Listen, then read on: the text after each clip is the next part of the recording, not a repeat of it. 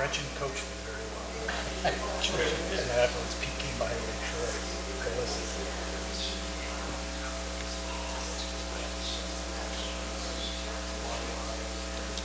I guess GNC's kind of competition.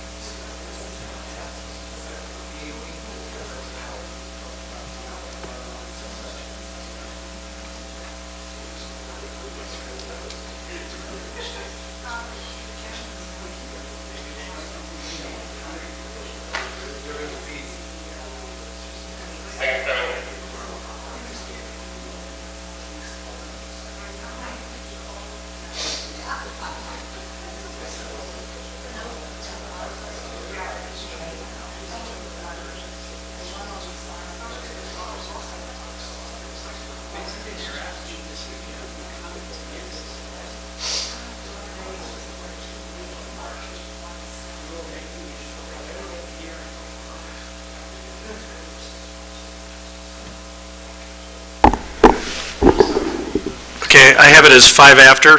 I'd like to officially open the rulemaking comment hearing. I apologize, this next part is going to sound very lawyerly.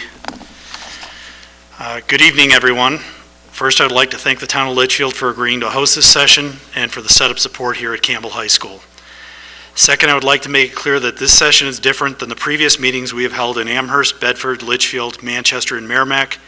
Those meetings were informational sessions intended to disseminate information and answer your questions. This hearing is being held specifically and only to receive public comment on rules proposed by the Department of Environmental Services, specifically proposed amendments to ENV OR 603-03 related to perfluorooctanoic acid, PFOA, and perfluorooctane sulfonate, PFOS.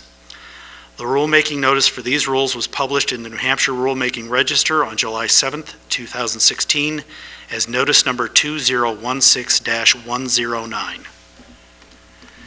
This hearing is being held in Litchfield on the date and at the time and location specified in that notice. Background. Groundwater in some areas of New Hampshire is contaminated with PFOA and/or PFOS. PFOA and PFOS are perfluorochemicals, PFCs. Animal studies and some human studies indicate that PFC exposure has the potential to result in a number of developmental effects, including altered puberty and reduced bone formation, also liver toxicity, impaired immune function, and certain types of cancer. The U.S. Environmental Protection Agency, the EPA, had previously identified PFOA and PFOS as contaminants of concern and established a provisional health advisory of 0.4 micrograms per liter or 400 parts per trillion for PFOA and 0.2 micrograms per liter or 200 parts per trillion for PFOS based upon short-term exposures.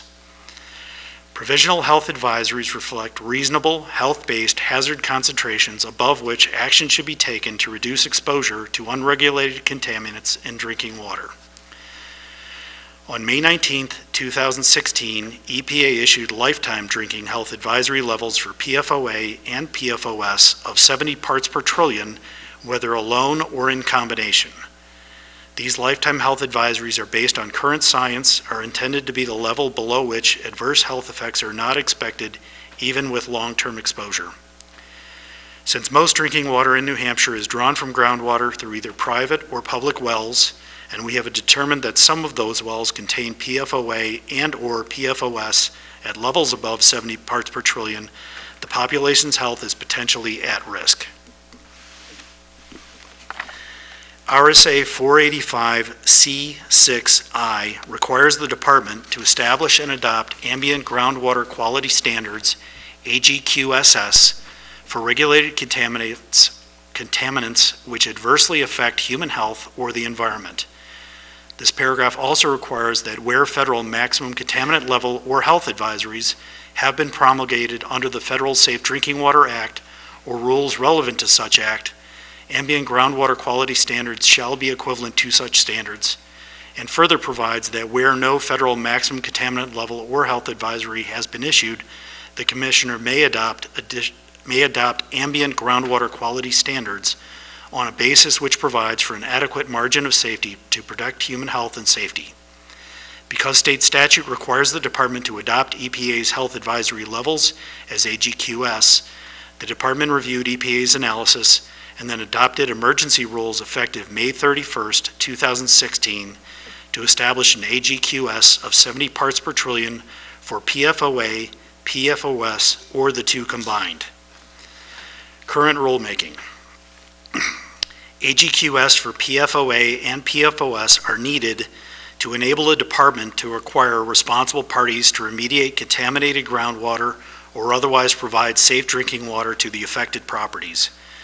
The emergency AGQS will expire on November 27, 2016, unless readopted through formal rulemaking prior to that date. In this rulemaking, the department is proposing to readopt the emergency rules as regular rules so that the AGQS for PFOA and PFOS and their combination will continue in effect. If the proposed rules are not adopted, there will be no groundwater quality standards for PFOA or PFOS in New Hampshire as of November 27th, the expiration of the emergency rules. Anyone wishing to make oral comments or to submit written comments on the proposed rules for the department's consideration may do so during this hearing. We have collected the names. Oh, Jim, could you bring the list? Okay. We attempted to collect the names of people who identified that they wish to provide public oral comment tonight. We have an additional sign-up sheet here if you decide during this hearing that you would also like to provide oral public comment tonight. Comments will be limited to 5 minutes each. Please also be aware that this meeting is being recorded to assist us in properly receiving and documenting the public's comments. Written comments on the rules submitted to the department by 4:00 p.m. on Friday, August 19th will also be considered. We will conduct another public hearing on the proposed rules next Wednesday, August 10th at the DES offices in the Pease Tradeport. After the close of the comment period, the department will consider all comments received and will decide whether to revise the rules in response to the comments.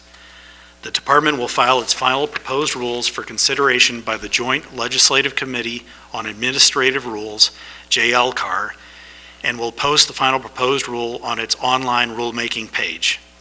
We anticipate that the rules will be on the JLCAR agenda for review at its September meeting, which is currently scheduled for September 15th.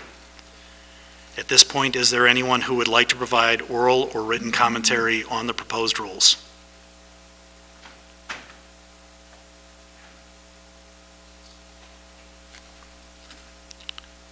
Seeing no one who wishes to comment, this hearing is hereby closed. I remind you that written comments can be submitted on or before 4 p.m. on August 19th. Thank you for coming.